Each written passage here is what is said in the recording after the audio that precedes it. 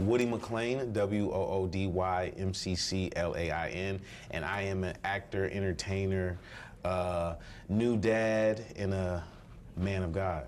Amen. Yeah. We'd like to hear it. Yeah, Well, welcome yeah. to News for Jax. Thank you for having me. I know that you're working on a project, so just talk to us a little bit about this new project. I decided to create my own romantic comedy. You know, I'm a big fan of the genre. I'm doing it for $1 million. So I just put out there to the universe, I want to shoot my own movie for $1 million, and I've received all this love. So right now I've been hiring people offline. I found my writer online. I found my content crew online, and that's what we're doing. Yeah. Why a romantic comedy? I feel like right now we need it because it's just very dark. You know, and this is one of those movies I want people to leave the movies closer to their significant other. You know what I mean? Like, that's the kind of energy I'm trying to bring. So I know you raised $69,000 in just 2 weeks, which is incredible. Yep. Did you imagine this kind of support? I did honestly. But I expected this to happen, but that fast, I didn't expect it to happen that fast, you know, and Jacksonville's not even aware of this. So I can only imagine when Jacksonville gets behind this project, where the numbers will be. And why Jacksonville? I'm from Jacksonville. What you mean? Lehigh all day, you know what I mean? You know, it's not called Lee anymore. What, is it North Side? No, What it's is it? called, I think, Riverside? Riverside or West Side High? Don't quote me on West it. Side High? No, not West Side. I think it's Riverside. Riverside? I don't know. Don't quote me. They changed the name though. Really? But yes, Okay. They did change Okay. the About name. time. I'm not mad at that. I'm not mad at But that. everyone still calls it Lee. Yeah, you know? yeah. But I'm from Lehigh. I come from this area. I was raised with a lot of talented people, and I want to see more people like me be successful. What's been the most surprising or emotional part of watching people rally behind you and this project? I think it comes down to the fact where I run into people like, yo, I always knew you would make it. You know, you get that a lot. But now to actually see people actually believing in me and putting the money behind it, I really feel like, you know, they really did believe in me. Because, you know, a lot of people just talk. So now it really is one of those, like, you know, put your money where your mouth is type of situation. Yeah. What does this project mean to you personally? I think it's a way to show how successful an independent creator can be. You know, I think it's just a lot of people, especially in Jacksonville. Rest in peace, my brother Edgar, my brother Adrian, both talented individuals. One did music, one wanted to be a celebrity barber, wanted to cut hair in the movie industry. And I feel like me doing this campaign will show everybody that's at home, that's in Jacksonville, that they can do it as well. I know you kind of already hit on this, but why was it so important for you to root this project here in Jacksonville instead of somewhere else? Like I said, man, there's so much talent in Jacksonville that I think gets overlooked, you know, and I see the messages like, do you got to go to Hollywood? Do you got to go to New York? You can do it in Jacksonville, and I feel like I'm the perfect bridge to connect Jacksonville to Hollywood. You've been really intentional about letting fans be a part of the process, the live streams, behind the scenes, exclusive drops. How do you think that changes the relationship between artists and their audience?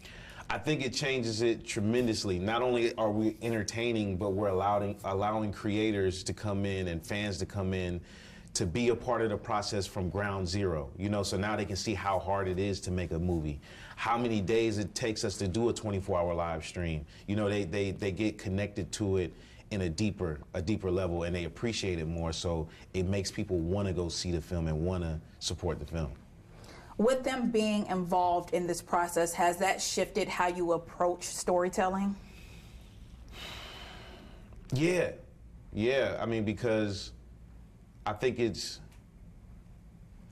important for people to see our stories as Black people. You know, I feel like I see a lot of things online, like especially with the AI images. I don't really like how they kind of like show us with those AI images.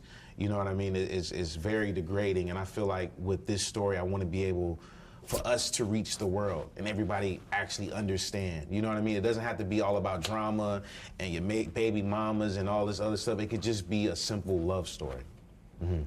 So back to this rom-com, without giving us a little too much, tell us a little bit about it. Okay, the log line is you have a disgraced podcaster. He gets fired from his podcast agency.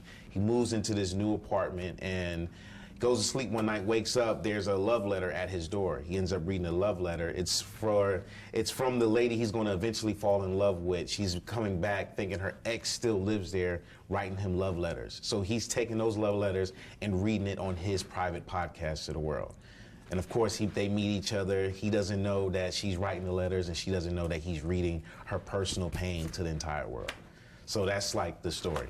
So it's like a Hallmark. It's like I wouldn't put a Hallmark or like on it. Lifetime. You know how like Lifetime and Hallmark, they do like kind of these love, like in the end they find love. I like that. Will they find love though? Oh. You see what I'm saying? Will they find? Twist. You know what I mean? Like he's been reading her pain, and I don't know. We're gonna see. I'm excited for the world to see. I'm excited for it. Like I feel I hear the passion behind it. Like I'm very intrigued, especially now. Like you're bringing the podcast scene because that's very big and popular now. So I'm excited to see people, it. What I've noticed with the podcast scene, a lot of people just say things not understanding how that can hurt somebody else. And I think we need to touch on that. So I know you could have plans for Sundance, Tribeca, and a few other things. When you imagine people seeing this on that stage, what do you hope the first reaction is? He did it.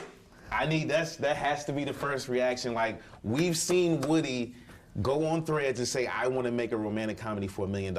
We've seen him do this back in June, and now it's like whatever day it is, and he actually did it. So that means if he can do it, being from Jacksonville, being from South Carolina, that means I can do it as well.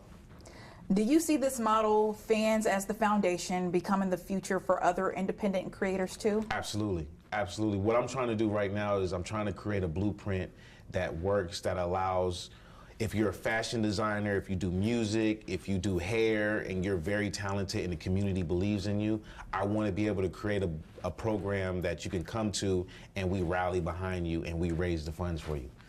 I know you said you already hired a few people.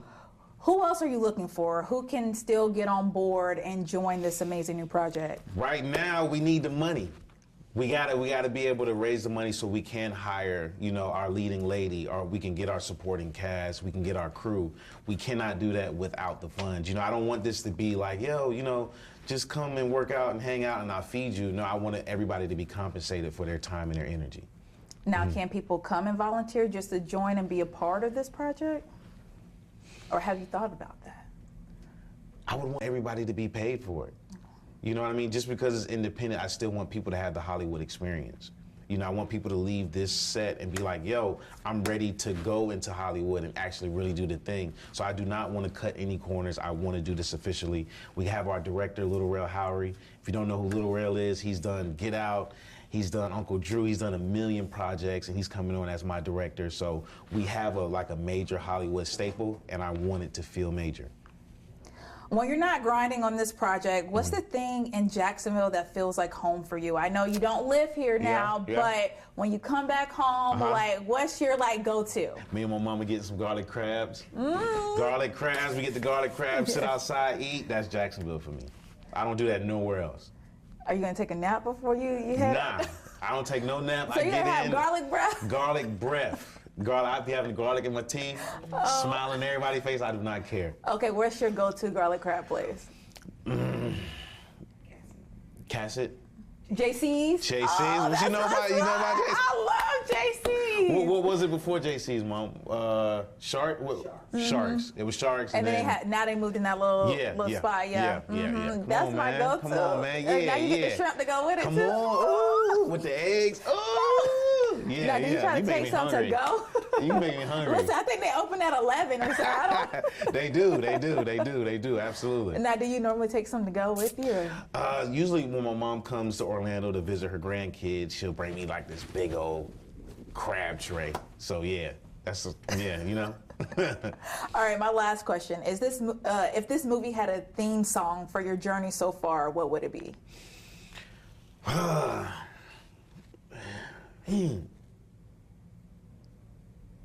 Dang.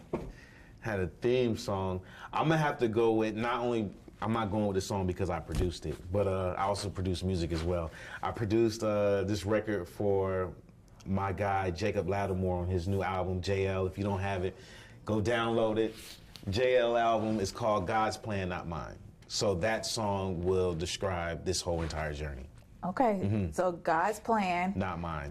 not mine. Yep. And the whole just background of the movie that I have in my head. Can't tell you all of it again, but I know it's about a podcast, Yeah. love letter. Yeah. When I watch it, I'm gonna keep all of that in mind. Absolutely. See, if it flows through. Absolutely. All right. Hit me. You gotta let me know. Okay, You I gotta let me will. know. Yeah. All right, since you are in Jacksonville, we need a good Duval, especially with you doing got on a Jag Come on. shirt. I thought we was gonna start with it. Oh, I like to end with it. Gotta Okay. be nice. I like it. I like You gotta it. get your feet wet a little got bit. you. I got And you. I see you repping home a little bit with the Jag Come on. You jersey. see? Okay. You know what I mean?